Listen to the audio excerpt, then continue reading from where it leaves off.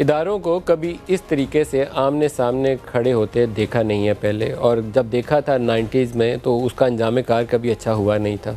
कोई एक जो है वो उसकी जान ले जाती है ये सिचुएशन जो है सियासी तौर पर, और सीधा एक इदारा दूसरे की पोजीशन को चैलेंज कर रहा हो, और कभी एग्जेक्टिव की तरफ से बयान आए कि जुडिशरी ये काम कर दे, कभी दबे दबे लफ्ज़ों में इशारे जाएँ और वो जिक्र यह है कि इस्टेब्लिशमेंट ने कुछ ऐसा कर दिया जिससे रास्ता निकला था, तो एक दूसरे के कंधे पे बंदूक रख के चलाने की कोशिश हो रही होती है।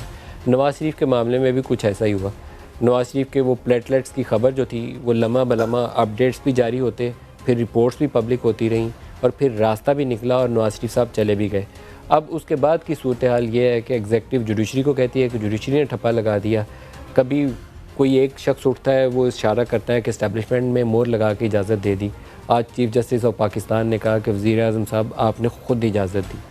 तो एग्जेक्टिव, जुडिशरी, इस्टेब्लिशमेंट, ये तीनों बड़ी ताकतवर पोजीशन में खड़े हैं, लेकिन तीनों एक दूसरे की तरफ देख रहे हैं कि तीनों में से किसने मोहर लगा के दी। क्या तीनों का कोई रोल था? एग्जेक्टिव की ज़िम्मेदारी थी? इस्टेब्लिशमेंट ने बिहाइंड द सीन एक रोल अदा किया? शहबाज शरीफ जो मुलाकातें करते थे ये उसका कमाल हो गया? या एक ओवरऑल पाकिस्तान में पिछले कई दहाइयों से हम एक सियासत का रवैया देखते हैं कि किसी के जाने और आने का एक तरीक़ाकार तय हो जाता है और फिर उसके मुताबिक चीज़ें सेटल होकर चलना शुरू हो जाती हैं। पाकिस्तान में अभी बिल्कुल रिसेंट इवेंट्स कोई सामने रख लें तो मौलाना फजलुर रहमान का धरना, पाकिस्तान तहरीक इंसाफ के इत्तेहादियों का एक एक करके आगे आना और इख्तिलाफाना बयानात देने शुरू कर देना, जिसमें काफ लीग और MKM भी शामिल है। तो क्या ये उसी सिलसिले की कड़ी हैं या उससे कुछ हट के मुख्तलिफ़ चीज़ें हैं?